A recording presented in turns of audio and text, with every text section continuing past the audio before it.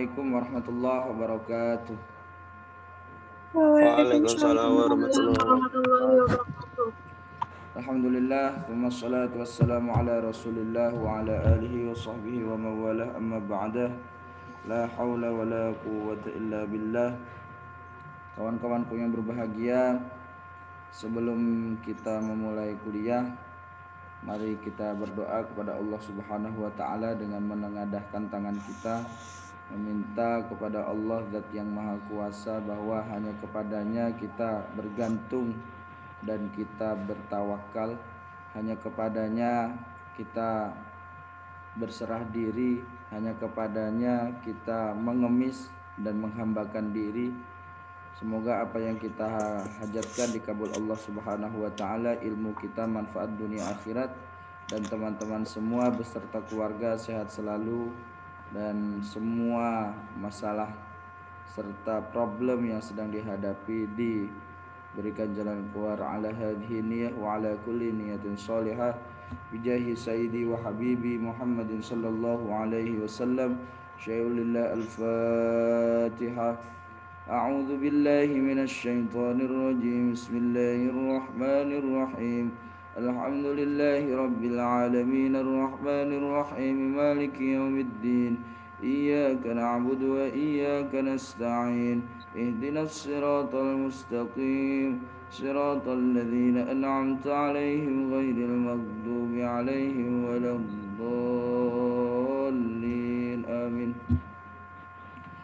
Kawan-kawan yang berbahagia, kemarin kita sudah membahas tentang ayat-ayat beserta hadis tentang wudhu, bahwa ayat yang berbicara tentang wudhu ialah surah Al-Maidah ayat 6, dan hadis yang berbicara tentang wudhu ialah hadis yang diriwayatkan oleh Utsman bin Affan, bahwasanya Sayyidina Utsman bin Affan pernah memerintahkan sahabat untuk berwudu.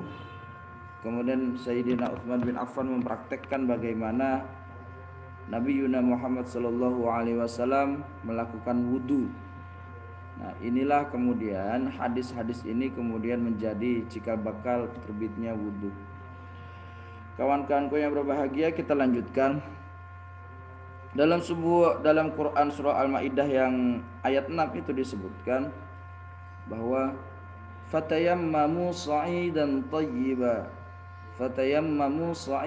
tayyiban famsahu biwujuhikum wa aydikum min, bahwa maka bertayamumlah kalian semua sa'idan tayyiban, dengan debu yang bersih, famsahu biwujuhikum wa aydikum min, maka basuhlah, maka usaplah wajahmu dan tanganmu dengan debu yang suci itu. Kawan-kawanku yang berbahagia, organ tubuh yang digunakan untuk bertayamum itu cuma ada dua, yaitu wajah dan tangan. Makanya kemudian rukun-rukun tayamum itu pertama ada beberapa hal. Pertama niat, yang kedua mengusap wajah, yang ketiga mengusap tangan, yang keempat tartib berurutan. Rukunnya cuma ada 4. Kaifiyah tayamum itu cuma ada 4. Terus ada hal-hal yang menjadikan seseorang itu melakukan tayamum, atau syurutut tayamum, syarat-syarat melakukan tayamum. Jadi kamu kalau bertayamum itu tidak bisa serta-merta melakukan tayamum, tidak bisa. Harus melalui proses panjang, karena dalam melakukan tayamum ini kan fungsinya ialah option atau ikhtiyaril lil ibadah. Jadi fungsinya ialah pilihan dalam melalui proses ibadah. Ketika kita semua tidak bisa menggunakan air, dalam hal ini atau airnya tidak ada, baru kita bisa menggunakan tayamum. Datang kemarin itu Syarat-syarat tayamum itu minimal ada 5. Pertama ialah wujudul udhri bisafarin aw maradin. Adanya uzur, ya. Adanya uzur karena sebab perjalanan ataupun sebab penyakit. Jadi usahakan apa yang saya sampaikan dicatat, karena nanti akan ada sebuah pertanyaan-pertanyaan ketika UTS maupun UAS atau kuis-kuis, kamu ndak bisa jawab, takutnya ndak bisa jawab. Yang pertama, syarat kenapa diperbolehkan tayamum. Yang pertama ialah wujudul udhri bisafarin aw maradin. Pertama itu karena sakit atau karena sedang dalam perjalanan. Jadi kalau kamu sedang dalam perjalanan, perjalanan yang mengharuskan untuk, karena tidak ada air, kamu diwajibkan untuk tayamum. Daripada menggunakan air kemudian menjadi bermasalah, gitu. Akhirnya diharuskan untuk tayamum. Selanjutnya ialah dukhulu waqtis shalah. Boleh melakukan tayamum kalau sudah masuk waktu sholat. Dukhulu waqtis shalah. Boleh melakukan tayamum kalau sudah masuk waktu sholat. Jadi kalau kita biasanya wudu, ya, melakukan wudu itu bisa dilakukan sebelum waktu sholat, ya. Bisa dilakukan sebelum waktu sholat mulai, kemudian sebelum, dan wudu bisa mengcover segala macam ibadah-ibadah yang selama ini kita telah lakukan.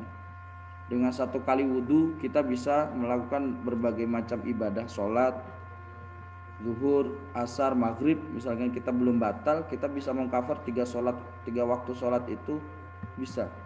Tapi dengan tayamum hanya bisa dilakukan dengan satu bentuk ibadah saja. Satu tayamum hanya bisa dilakukan oleh satu bentuk ibadah saja. Jadi syaratnya waktu sholat. Ketika masuk waktu sholat baru boleh tayamum. Ketika masuk waktu sholat tidak ada air, sudah keliling-keliling tidak ada air, atau memang air itu tinggal sedikit tidak memungkinkan untuk berwudu. Kalau kamu buat wudu otomatis gak bisa buat minum. Kalau kamu buat minum otomatis gak bisa buat wudu misalkan. Yang harus didahulukan apa? Yang harus didahulukan ialah dalam maqasidus syariah, ialah mempertahankan kehidupan yang disebut sebagai hifdzun nafas dalam proses maqasidus syariah. Hifdzun nafas. Oleh karena itu air yang sedikit itu lebih baik difungsikan untuk minum, untuk menjaga agar dirimu tidak meninggal, tidak mati, dan kamu dalam ibadah menggunakan tayamum. Yang selanjutnya ialah talabul ma'i wa ta'adzur istimalihi wa i'wazuhu ba'da talab wa turab tahir. Yang selanjutnya ialah sudah berusaha mencari air.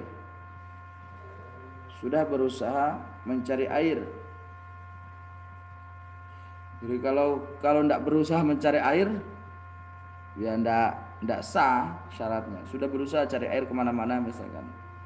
Nah ini biasanya didapatkan ketika dalam musim kemarau. Kalau tidak kemarau ya sulit.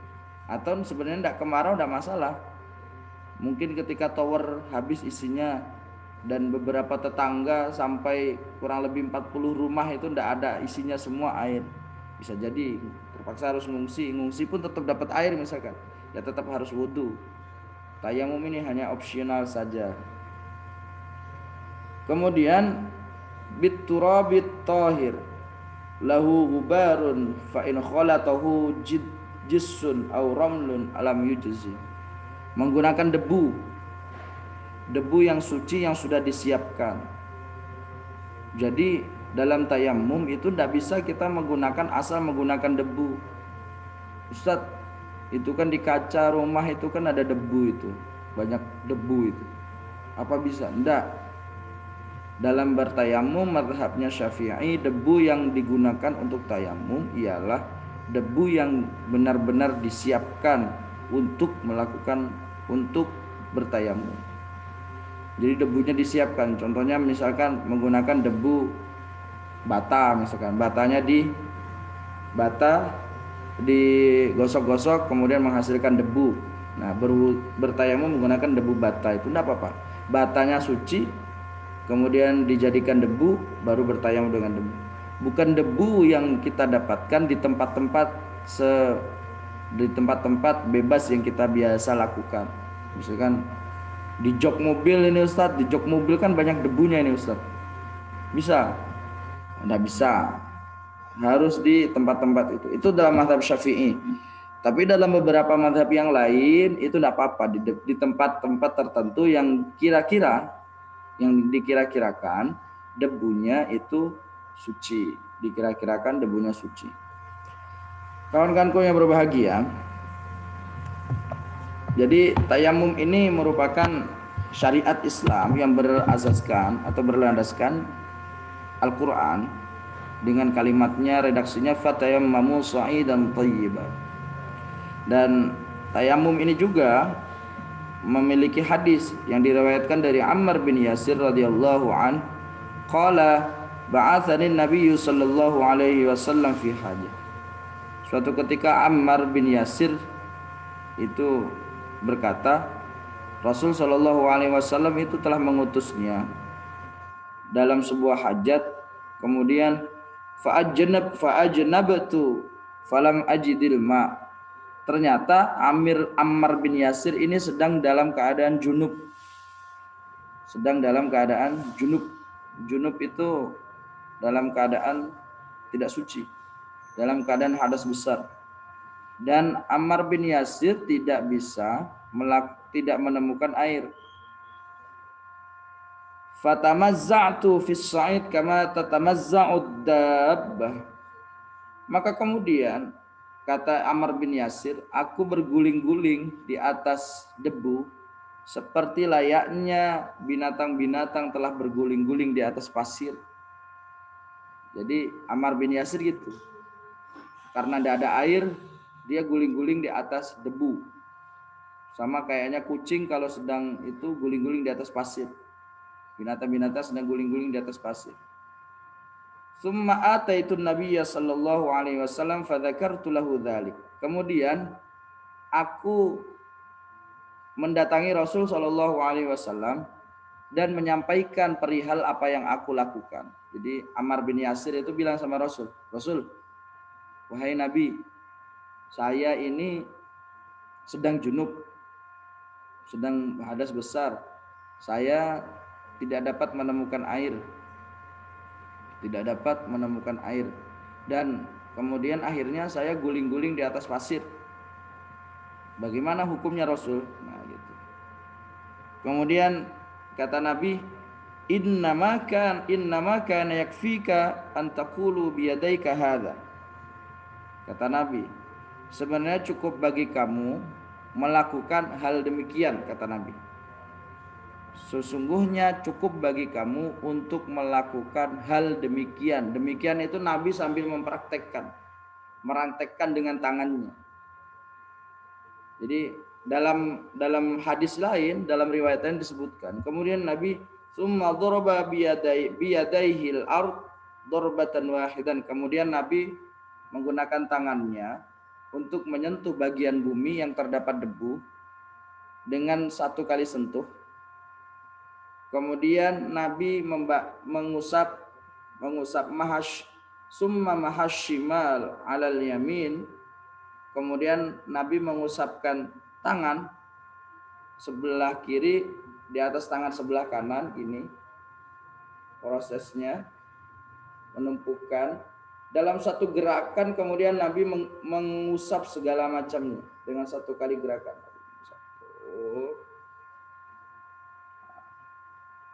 Nah, kemudian Nabi melanjutkan gerakannya karena sudah bersatu menjadi satu nih debunya, dilanjutkan menjadi seperti ini. Nah,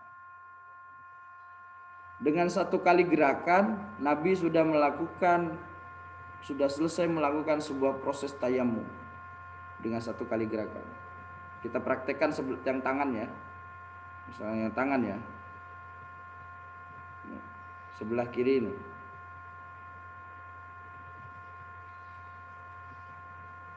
Satu kali gerakan saja sudah selesai. Jadi itu prosesnya. Kemudian selanjutnya wa dhahira kaffaihi wajhahu. Kemudian Nabi mengusap wajahnya dengan telapak tangannya. Itu merupakan aturan yang disampaikan Nabi Muhammad sallallahu alaihi wasallam kepada Ammar bin Yasir. Perihal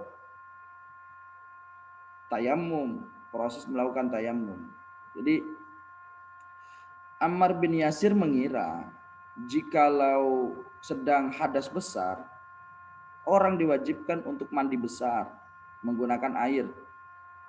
Ammar bin Yasir mengira jikalau kita sedang hadas besar, tetap diperintah untuk ketika ingin melakukan ibadah sholat, tetap diperintah untuk melakukan mandi besar. Tapi karena tidak ada air, akhirnya mandi besarnya menggunakan debu. Ini merupakan perilaku yang konyol ini. Jadi, makanya kalau caranya tayamum itu bukan seperti orang sedang bedakan gitu. Gini. Itu bukan seperti itu. Tapi sekali gerak langsung kena semua. Itulah cara tayamum. Artinya dalam proses ibadah ini kita semua harus benar-benar serius, karena kadangkala kita tidak mendapatkan kesempatan untuk mampu berwudu dengan air. Jadi ada hal-hal, misalkan ada beberapa anggota tubuh kita itu tidak bisa menggunakan air. Oleh karena itu, sebagiannya kita bisa digunakan dengan media-media alat-alat bersuci yang lain. Lanjut, sunnah-sunnah tayamum itu ada beberapa hal yang disunnahkan dalam bertayamum. Misalkan dikatakan dalam kitab At-Tadhib ialah at-tasmiyah wa taqdimul yumna 'alal yusra wal muwalah. Yang pertama baca bismillah. Ya. Yang kedua mendahulukan yang kanan atas yang kiri. Mendahulukan anggota tubuh yang sebelah kanan daripada yang sebelah kiri. Kemudian hal-hal yang membatalkan tayamum itu ada berapa? Hal-hal yang membatalkan tayamum layaknya seperti hal-hal yang membatalkan sholat. Jadi, pertama apa saja yang membatalkan sholat? Itu membatalkan sholat, membatalkan wudhu, itu juga membatalkan tayamum. Kemudian yang nomor 2 ru'yatul ma', melihat air. Nah, jika di tengah-tengah sholat ternyata kamu sudah misalkan selesai melakukan sholat zuhur dengan tayamum, ternyata selesai melakukan sholat zuhur jam 12:30, kamu dapat berita bahwa di tetangga sebelah udah ada air yang mereka simpan, maka hukum sholat yang menggunakan tayamum itu tidak sah. Karena apa? Karena ada air. Jadi kamu harus berwudu menggunakan air itu dan kemudian mengulang melakukan sholatnya. Itu etika fikhiyah yang sudah diatur. Yang selanjutnya warriddah. Karena dingin saking dinginnya, misalkan seperti di kutub atau di tempat-tempat yang lain, atau karena memang kamu penyakitan tidak bisa kena air, nah itu kamu bisa menggunakan tayamum. Oke. Kawan-kawanku yang berbahagia, kita lanjutkan bahwa bukan hanya tayamum yang termaktub dalam Al-Quran surah Al-Maidah ayat 6, tapi juga tentang mandi besar. Wa in kuntum junuban fattahharu, bunyinya kan, apabila engkau junub maka engkau akan bersuci, maka bersucilah. Jadi junub itu ialah proses seseorang mengeluarkan tanda-tanda balighnya. Proses seseorang mengeluarkan tanda-tanda balighnya. Artinya baik laki-laki maupun perempuan itu punya kemungkinan untuk junub. Junubnya perempuan itu ya haid maksudnya. Junubnya laki-laki ya dengan bermimpi basah. Nah, bagaimana Al-Quran menyikapi orang-orang yang sedang junub? Ketika kamu terdapat air di sekitar dirimu, maka gunakanlah air itu sebagai media untuk bersuci. Pertama aturan mandi junubnya itu pertama ialah kamu silahkan mandi diawali dengan berwudu. Jadi kamu kalau junub itu di aturan syariatnya harus diawali dengan wudu. Wudu itu disebut sebagai wudu wajib. Kalau kita biasanya sholat itu kan wudunya nawaitul wudu li raf'il hadatsil akbari fardhon lillahi ta'ala, itu kan biasanya kita nawaitul wudu li raf'il hadatsil asghari fardhon. Biasanya gitu, kita wudu niatnya seperti itu. Tapi ketika teman-teman semua junub, perempuan-perempuan ini dalam kondisi hadas ya, laki-laki dalam kondisi hadas besar, maka hadasnya diganti menjadi hadas besar. Nawaitul wudu'a li raf'il hadatsil akbari fardhon lillahi ta'ala. Jadi seperti itu. Niatnya dirubah, redaksional niatnya dirubah, kemudian baru melakukan mandi. Selesai niat wudu dengan cara-cara seperti layaknya wudu biasa, kemudian baru mandi. Itu aturannya seperti itu. Jadi jangan pernah kamu cuma mandi-mandi saja. Mandi itu hanya menggugurkan status junubmu, tapi tidak bisa mensucikanmu. Sedangkan yang kita butuhkan ialah bukan hanya menggugurkan status junub atau status hadas besar itu, tapi juga menjadikan diri kita itu kembali menjadi sosok pribadi yang suci. Nah, cara menjadikan pribadi yang suci dalam aturan Al-Quran itu hanya dengan wudu. Kalau tidak bisa wudu dengan tayamum, cuma itu saja. Makanya kita biasa dengar bahwa seseorang yang mendawamkan wudu, Allah Subhanahu wa ta'ala balas dia dengan segala macam kebaikan-kebaikan. Nah, balasan-balasan Allah ini diperuntukkan karena dia mendawamkan wudu. Bilal bin Rabah terompahnya sudah memasuki surga. Terompah sandalnya sudah memasuki surga. Itu karena beliau dawamul wudu. Jadi inilah yang keagungan atau keutamaan teman-teman semua mempelajari ayat-ayat Al-Quran berikut hadis-hadisnya. Kita lanjutkan. Bagaimana Al-Quran hadis Nabi berbicara tentang junub? Diriwayatkan dari Aisyah bahwa Aisyah radhiyallahu anha, istri Nabi Muhammad sallallahu alaihi wasallam, telah bersabda, "Idza ghutasala minal janabah yabda'u fayaghsilu yadayhi." Jadi suatu ketika Aisyah itu kalau sedang junub, Aisyah itu selalu memulainya dengan membasuh kedua tangannya. Tsumma yufrighu biyaminihi ala shimalihi fayaghsilu farjahu. Kemudian setelah membasuh tangan, Aisyah mendahulukan yang anggota tubuh sebelah kanan dan mengakhiri anggota tubuh sebelah kiri. Jadi kalau basuh selesai menggunakan ini dengan tangan, bersihkan tangan, karena tidak tahu tangan kita ini tadi malam habis dari mana.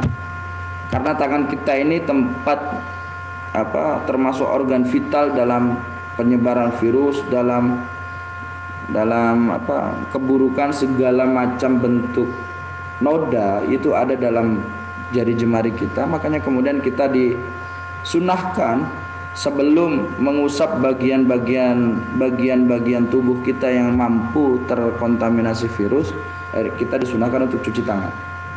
Cuci tangan itu bagian dari sunnah. Kemudian selesai itu kita basuh sebelah anggota tubuh sebelah kanan, itu sunnah.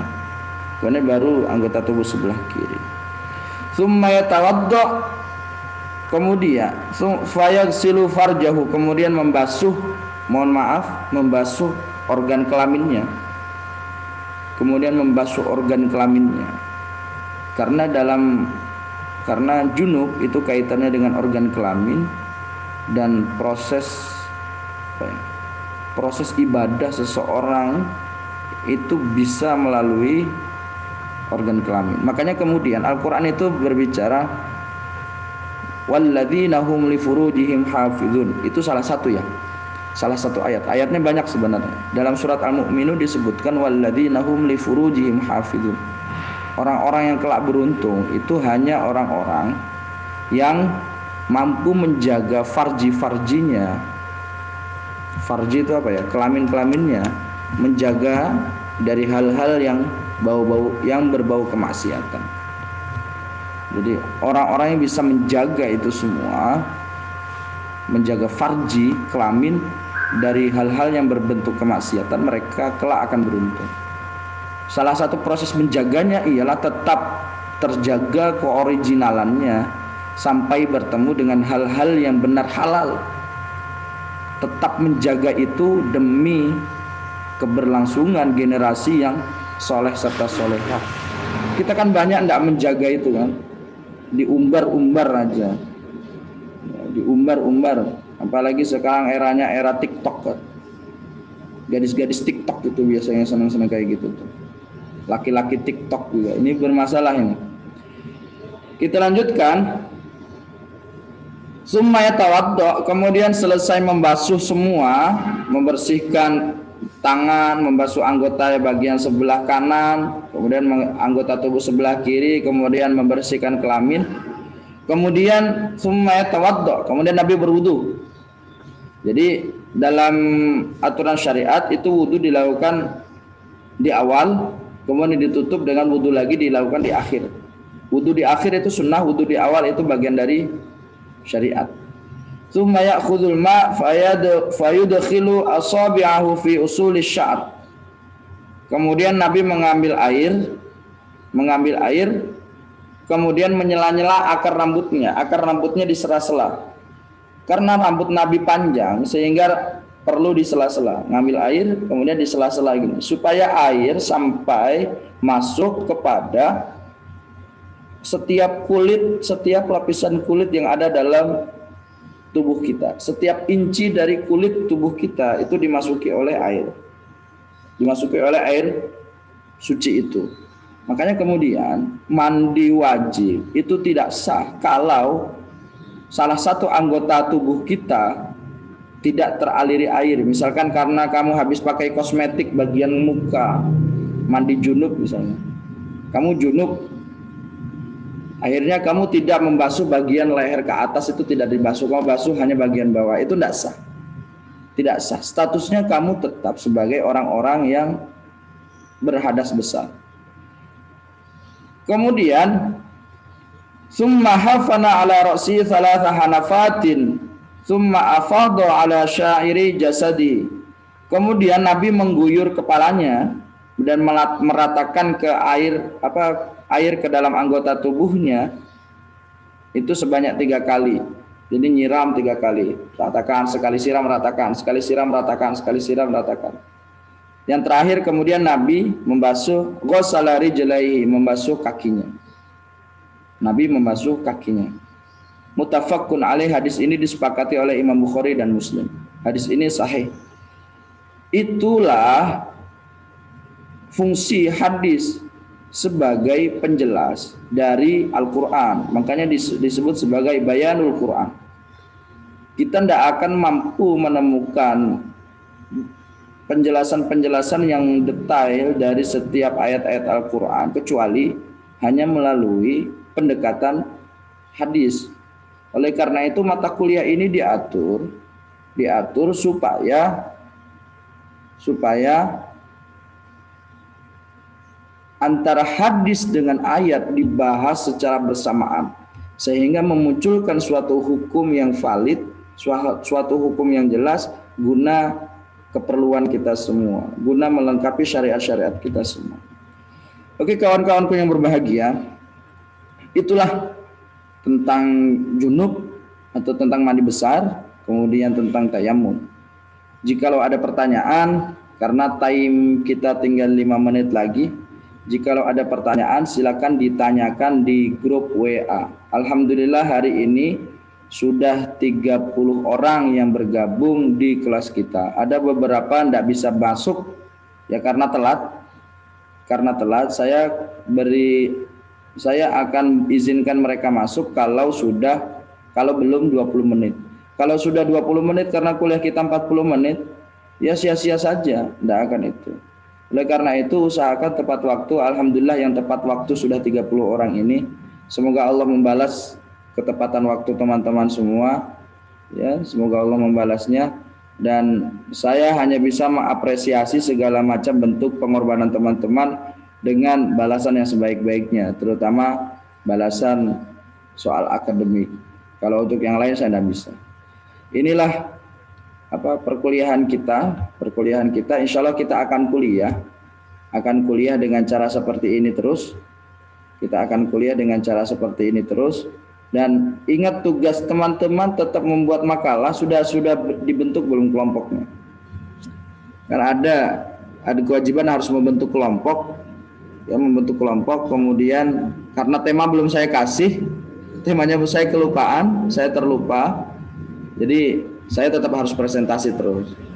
Tetap bikin kelompok ya, diatur bikin kelompok ya supaya teman-teman semua nanti bisa mempresentasikan hasil kerjanya bersama-sama di media ini. Dan insya Allah saya kasih hari ini nih. Saya baru ingat ketika saya lihat di grup WA ternyata belum saya share soal tema-temanya. Makanya hari ini akan saya share. Semoga teman-teman bisa mengikuti kuliah itu. Oke, kawan-kawanku yang berbahagia, jika ada pertanyaan yuk satu penanya saja. Hidup. Acungkan tangan, bertanya. Acungkan tangan, bertanya. Pak, izin bertanya. Ya, silakan. Perkenalkan, nama saya Rizka Amalia Zara Putri. Maaf Pak, ingin bertanya, apabila air yang satu-satunya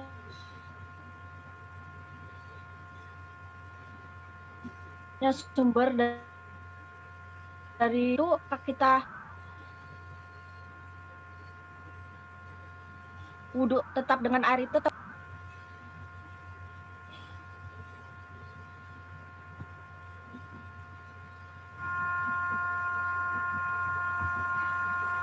Rizka, suaramu putus-putus, bisa diulang? Oh iya Pak, apabila satu-satunya sumber air buat kita mandi, minum, dan lain-lain di sebuah kali Pak, terus air di kali itu sudah tercampur tanah, apakah kita wudhu tetap dengan air itu atau kita menggunakan tayamum Pak? Airnya sudah tercampur tanah sehingga airnya tidak suci lagi gitu. Ya, Pak. Tanah itu bukan hal yang menjadikan air itu tidak suci, tidak. Kecuali tanah itu sudah bercampur dengan kotoran-kotoran yang disebut najis. Nah, tanah hakikatnya tidak najis, makanya kemudian air yang bersumber dari tanah itu status hukumnya suci. Misalkan air dari dalam tanah itu suci. Kalau dalam tanah itu ada najis menjadi mutanajis. Nah, pertanyaannya, jika hanya ada satu sumber itu dan sumber itu digunakan untuk hal lain, sudah digunakan untuk hal lain, untuk kepentingan orang banyak misalkan minum atau hal lainnya, kita tetap harus dahulukan dalam maqasidus syariah yaitu hifdzun nafas, menjaga itu. Jadi kita menjaga jiwa. Jadi kita tetap menjaga jiwa dengan cara minum dari air yang memang sudah seadanya itu, adanya itu. Dalam ibadah kita hanya menggunakan tayamum. Jadi satu ibadah likulli wahidin min tayammum ala kulli ibadatin wahidin. Jadi satu ibadah atau satu tayamum hanya digunakan untuk satu jenis ibadah. Kamu ingin ibadah, misalkan ibadah sunnah qobliyah dengan zuhur misalkan, kamu harus 2 kali tayamum.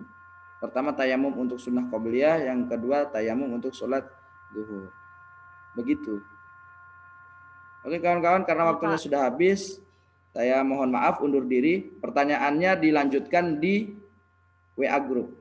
Akhirul kalam, wallahu muwaffiq ila aqwamit thoriq, hadanallahu wa iyyakum ajma'in. Ini akan mati karena waktunya tinggal 1 menit. Last minute-nya tinggal 1 menit.